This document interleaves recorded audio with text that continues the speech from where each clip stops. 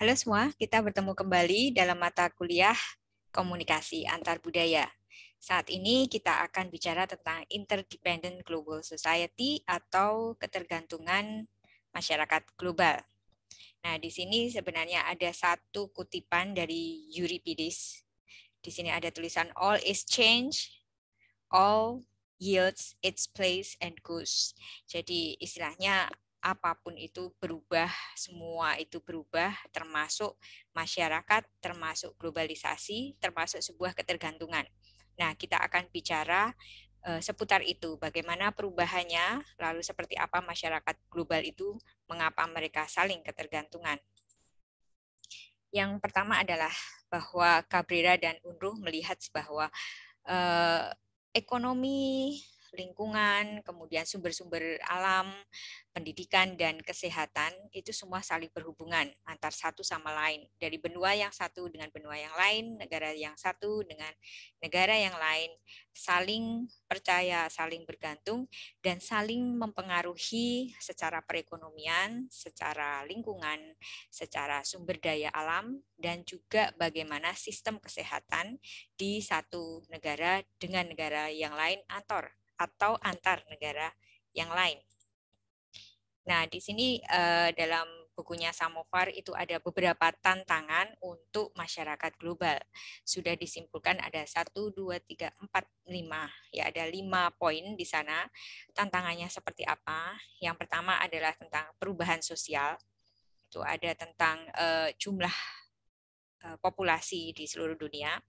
Kemudian tentang lingkungan, keprihatinan tentang lingkungan hidup, kemudian juga tentang kerjasama dalam hal kemanusiaan dan juga dalam hal hukum, lalu tentang keprihatinan politik dan juga isu-isu politik, lalu isu-isu keamanan, terutama negara dan masyarakat.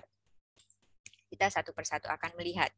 Untuk social changes atau secara sosial, itu bicara tentang populasi. Nah, populasi itu meningkatkan kebutuhan banyak sekali, termasuk manajemen pembuangan, termasuk makanan, termasuk air segar, air bersih, ya, itu sangat-sangat dipengaruhi oleh jumlah populasi. Kemudian juga populasi itu semakin tinggi menempatkan orang yang berbeda secara etnis, secara agama, secara pandangan dunia, secara kepercayaan, nilai-nilai itu semakin dekat satu sama lain. Kemudian untuk yang poin ketiga, untuk mencapai kesejahteraan, ya mereka itu harus saling bekerja sama dan juga saling menghormati satu sama lain, terutama tentang perbedaan-perbedaannya. Nah, di sini tentang lingkungan, poin kedua. Sangat menarik ada kutipan dalam Samovar tulisannya air pollution does not respect national borders. Jadi ya polusi udara tidak melihat ini negara apa, kemudian polusi udaranya hanya di negara itu. Tapi polusi udara itu sungguh di luar batas-batas negara. Dia akan melawan itu dan tidak ada batas negara, ya. Kemudian tentang kemanusiaan. Nah, Anda sering lihat ada satu negara menolong negara yang lain, terutama tentang misalnya ada penyakit menular yang cukup tinggi di satu negara atau tentang adanya natural disaster, bencana alam, ya. Kemudian juga ada satu topik yaitu tentang bagaimana secara hukum kebermilikan atau bagaimana cara-cara hukum melindungi aturan-aturan dalam satu negara dalam secara ekonomi dan juga di negara lain seperti apa.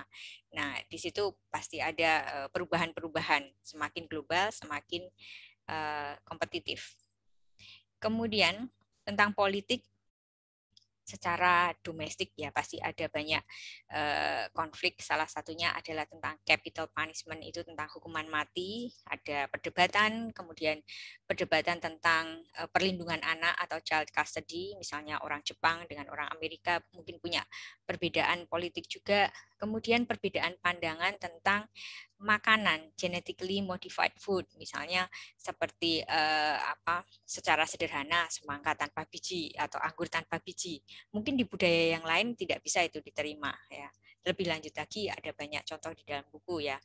Kemudian yang paling seru adalah tentang human embryo stem cells. Kalau orang-orang yang tidak bisa punya anak, lalu mereka mencoba mencari seperti bayi tabung, kemudian stem cells dan lain-lain, mungkin di negara lain tidak bisa diterima karena kepercayaan mereka dan budaya mereka. Di negara lain lebih bisa diterima. Itu konfliknya. Kemudian juga tentang keprihatinan dalam hal keamanan, tentang senjata, persenjataan. Jadi ada weapons of mass destruction, seperti nuklir harus dihancurkan atau tidak. Kemudian global terrorism, di mana-mana terorisme itu menjadi ketakutan di setiap negara. Kemudian juga tentang agama, satu agama yang lain mungkin dibatasi di negara yang lain, kemudian ada satu negara yang minoritas agamanya A, kemudian negara lain juga minoritas tapi agamanya B, berbeda. Kemudian juga ada kekerasan etnis atau ras. Lalu yang lucu, nasionalisme. Nasionalisme itu juga menjadi ancaman dari keamanan. Misalnya dalam satu negara ada satu kelompok nasionalis yang ingin memecah belah atau ingin berpisah, misalnya seperti NKRI, itu kan negara kesatuan. Nah, ternyata ada satu negara yang ingin berkembang di situ sendiri, memisahkan diri, dan nasionalisme bisa menjadi keamanan yang sungguh penting. Kemudian teknologi. Jadi kita sampai sekarang sudah bisa belajar online learning itu karena teknologi. Dan tidak dibatasi kita belajar dari mana saja, termasuk seluruh dunia. Jadi kita bisa belajar dengan sumber dosen dari Amerika, dari UK, dengan mudah, dengan melihat di YouTube, dengan melihat tayangan-tayangan mereka dalam kelas seperti apa. Nah, itu sangat tidak membatasi, tapi juga membuat concern apakah itu terus tidak terbatas sama sekali. Jadi itu membuat kita harus hati-hati atau tidak. Kemudian kita harus meningkatkan intercultural awareness, jadi kesadaran tentang intercultural itu seperti apa. Nah, yang di sebelah ini adalah tentang bahwa semakin banyak atau semakin tinggi intercultural situasi antar budaya ini, semakin kompleks aktivitasnya. Jadi yang sebelah kiri ini ada 5 poin. Yang pertama adalah tentang individu itu selalu unik, tidak ada yang sama, bahkan orang yang kembar pun berbeda. Kemudian jangan over generalizing, jadi jangan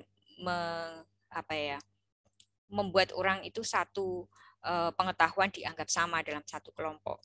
Kemudian kita harus objektif. Lalu yang keempat, kita perlu compromising, perlu bernegosiasi, perlu berbicara.